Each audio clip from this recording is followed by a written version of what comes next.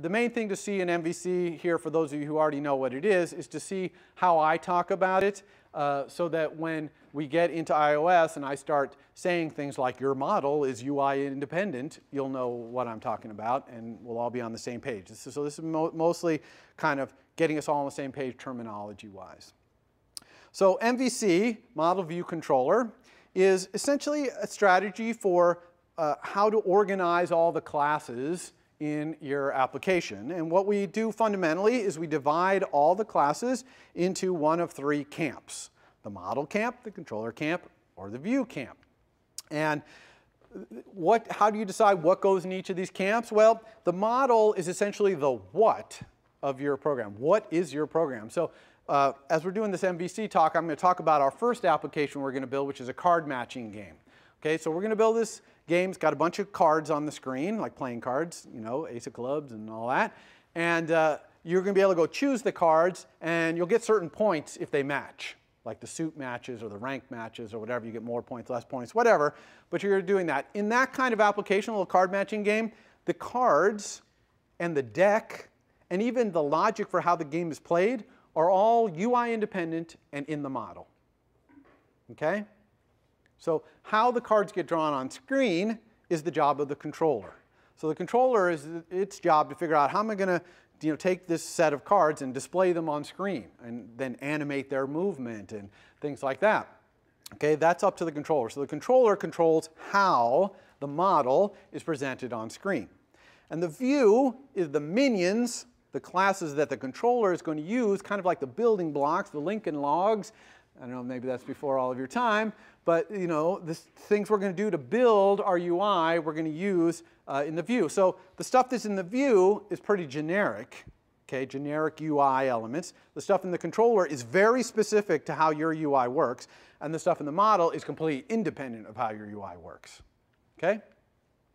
So doing MVC right is about knowing where things go, but also about how to communicate between these three camps. And so I'm going to try and summarize how the communication works between these camps. And I've used road markings. You see the double yellow line and then the dashed white line. So that's like you're driving in your car. Try to use them as I have an image for how this communication happens, where it's allowed, where it's not allowed. Okay? So let's talk about the controller talking to the model. Okay, well, going from that side of the road over to the model side is a dashed white line. In other words, you can head right across there. Probably want to look before you go, but you can go right across, okay? The controller has to know everything about the model, and it has to have complete ability to talk to the model, use its public API as much as it wants, because the controller's job is to present the model to the user using its view as its minions. So it has to have this access. So that's full unrestricted access the controller has talking to the model. This is a one-way error, one-way arrow from the controller to the model. And similarly, from the controller to the view is also unlimited communication, because the controller is responsible for using its own minions. The view is the controller's minions to lay out the user interface and all that stuff. So the controller can do anything it wants. I put that little green word outlet up there because when we have a property of a controller that points into the view, we call it an outlet. Okay, and you're going to see that in the demo on Wednesday. I'm going to say, oh, let's create an outlet from our controller to our view so our controller can talk to its view. All right? What about this communication? Model to view? Never. And why is that? 100% obvious. The model is completely UI independent. So there's absolutely no way it could talk to a view object or anyone in that camp, because the view objects are fundamentally UI objects. They're kind of generic, but they're still fundamentally UI objects. Similarly, since the view objects are kind of generic, they can't be talking to any specific model. They need a controller to interpret a model for them. Okay? So there's never any communication this way. That's why it's a double yellow line. That's why these lines are red. That's why there's fire. Okay? Never go across that line, ever. What about the view talking back to the controller? You got these generic view objects like buttons. Can they talk to the controller? Well, yes, they can, but they have to be careful because the view objects are generic. So they can't really know much about the controller. So they can only communicate back to the controller in a blind way, where they don't know the class or the thing they're talking to, and in a structured way, a way where we all agree we're going to communicate this way. between the view and the controller. So what's an example of a structured way? Well, one is called target action. So the controller basically drops a target on itself, and then it hands out an action, which is like an arrow, to the view, and says to the view, okay, when you do what you do, like you're a button and someone touches you, or you're a slider and someone moves you, send me that action. Okay? So in this way, the generic button or slider is communicating back to the controller. It has no idea that it's a card game controller or a space game controller. It doesn't know what kind of controller it is.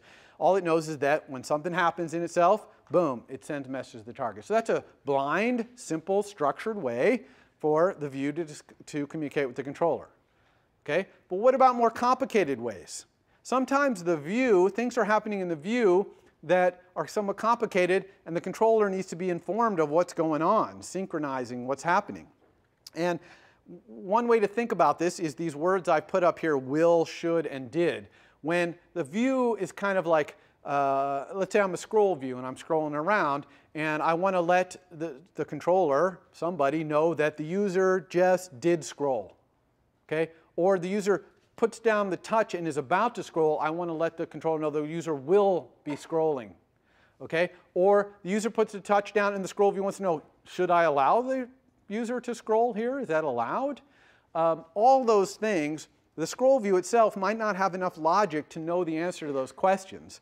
So what it does is it delegates the authority to answer those questions to some other object. Now, it doesn't know the class of that object. All it knows is that other object can answer these questions: will, should, did, this, that, or the other thing, like should allow scrolling, did scroll to point, things like that. So those are the kind of methods you're going to see in these delegate protocols. Now, I know that CS106A and B do not teach protocols. The word program. How many people know what the word protocol means in object-oriented programming? Okay, see, very few of you. So I will be teaching that. A protocol is just a blind way to talk to another object. You're going to, when I teach you, you're going to be like, oh, yeah, I know what that is. So we didn't really call it protocol or whatever. But that's how we do delegation, okay, this blind communication. Also, another important thing is that views should not own the data that they're displaying. They should not own it. In other words, it shouldn't be a property inside of them where that's the truth of that data. And the easiest example for this is all the songs in your iPod on your iPhone or your iPad, right? You might have 10,000 songs in there. So if you have some kind of generic list view in your view, you can't transfer all 10,000 songs to its instance variables and expect it to hold 10,000 songs so it can list through it. A, that would be inefficient. And B, that information, those 10,000 songs, belongs where? In the model. Okay, because your song database is a model. It has nothing to do with UI. It's just a list of songs and artists and albums and all that. It's in the model. Some controller has to look at that database and tell a view how to display all those songs. Okay, so we need that communication to happen here. And the view is displaying some sort of list, and you're touching down and you're flicking on the list and trying to see more songs. How does that communication happen? And the answer is we have another special kind of delegate, which we call a data source. Now, the data source doesn't do the will, did, should. It's going to be asking questions like count, like how many songs are there? And the controller looks in the model, 10,000. Responds to the view, there's 10,000. The view makes space internally for 10,000 things. It doesn't know what they are, moves the scroll bar indicator a little bit so that you know where it is. And then you start scrolling, flipping through it, and it starts sending the message to the controller, give me the data at line 150, next 10 items. You see what I mean? And then you flick down some more. Now it's saying 250, 10 more items. And so the controller is going back to the model and saying, give me more data, and it's providing it to the view in this blind way. So see how the view is getting data from the model through the controller in this kind of blind, structured way. Okay? That makes sense to everybody? So data source is just a kind of delegate. It's a specific kind of delegate for getting data. So you're going to see that there are classes in iOS that have a data source, and they usually also have a delegate. Most sophisticated classes in iOS have a delegate, the will, did, should kind of things. Some of them have a data source. It depends on whether they're showing a lot of data or not. Now, simple data, like if I had a view, if I invented a view for my card game called playing card view, and it just has a suit and a rank, okay, we're not going to do count data at for just suit and rank. We are going to set those properties. And so the view then would have that data set in it, but it wouldn't be owning it. right? The model would still be owning the suit and rank. The view is just getting that data to present it. Okay, so simple data we might transfer to the view, but it's merely for it to display it. Okay, this all adds up to the controller's job being to interpret and format the model data for the view. That's the controller's job. And when we do our demo, I'm going to be remarking like, oh, see, I'm writing this code. This is to make the controller perform its job, which is to take the model data and put it in using its view minions, put it on screen. Okay, that's what the controller does. What about this communication? Can the model talk to the controller? Again, obviously that's verboten because the model knows nothing about UI, so it couldn't possibly talk to a UI object like the controller. But sometimes things change in the model, and the controller needs to know about it. Okay, data changes, a database changes, or the model is some network database, and somebody changes something on the network, and it changes, and the controller needs to find out. So how do we do that communication? We do that using kind of a radio station model. Okay, so the model, a radio station concept, the model will use this concept to essentially broadcast information to anyone who's interested. Okay? And the mechanisms for doing this in iOS are called notification and key value observing, KVO we call it. And so the model can just say, oh, anytime something changes in my model, I'm just going to broadcast on my radio station. And then the controller simply tunes into that radio station. And it can find out things are changing. And when it finds out something changes, it's going to communicate via its green arrow to the model and say, OK, give me that data that changed. Right? Does that make sense? So towards the end of the quarter, we'll start seeing a little how to do notification to find out, for example, if the data in a database changes. We'll get a notification. The UI can then, controller can then go talk to the model to get the new info. Okay? Some people have asked, can a view tune into the radio station? They probably could, but you probably wouldn't want to do that. That would probably be a violation of MVC. All right, so we do this. We have all this nice communication and all these rules, and we can imagine building something simple using this. But what if we want to build a big, complicated app, an app that has multiple screens on our iPhone or on an iPad? It's got 3 or 4 different areas on screen where things are happening.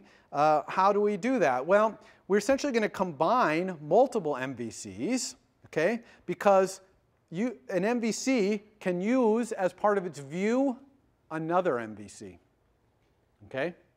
So an MVC, an entire MVC, can be one of the minions of some bigger MVC. Okay? And by doing that and cascading it down, we can build more and more complicated applications. So an example of this is you might have your calendar app, and it's showing you the entire year. And you click on a month, and now it shows you a month view. Well, a month view looks a lot different than a year view. A month view just has all the days and maybe some circle that tells you where you have an appointment on a day. And then maybe you click on a day, and now you get a day view. Okay? And the day is showing you the hours and what all your appointments are. And you click on an appointment, now you get an appointment view, and it's showing the detail of where you're going and when it is, et cetera. Okay? Well, each of those views, the year view, the month view, the day view, and the appointment view are their own MVCs. Okay?